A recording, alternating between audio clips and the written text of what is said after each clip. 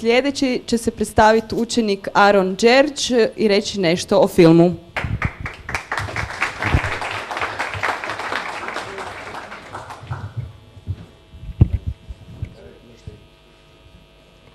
Dobar dan, moje ime je Aaron Đerđ i ja sam radio na projektu dokumentara, znači razvoj ratnog zrakoplovstva Austro-Ugarske.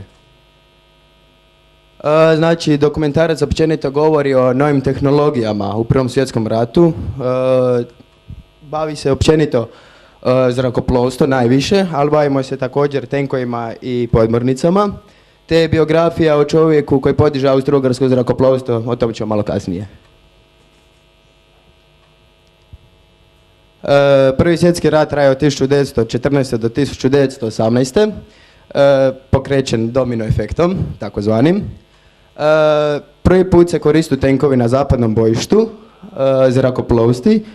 zrakoplovi i podmornice prvi put masovno se korištu, prvi put su korištene u američkom građanskom ratu.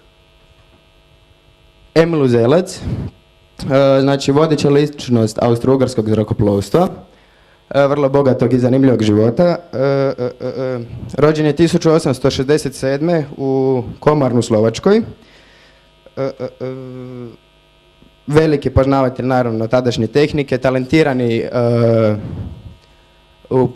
talentirano je upravljao zrakoplovima, radio je lupove, ako znači što to znači. Može dalje. Zašto dokumentarac?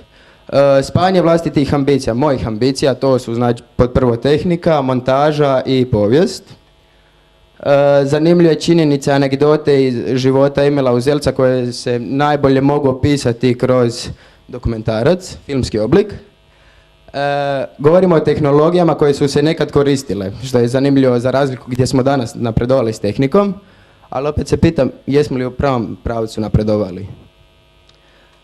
Mnogo se malo zna o ovoj temi, što je dobro jer smo time mi prvi koji smo od ove teme napravili film, što je jako dobra promocija za ovu školu. Može dalje. Ajde, hvala na pažnji.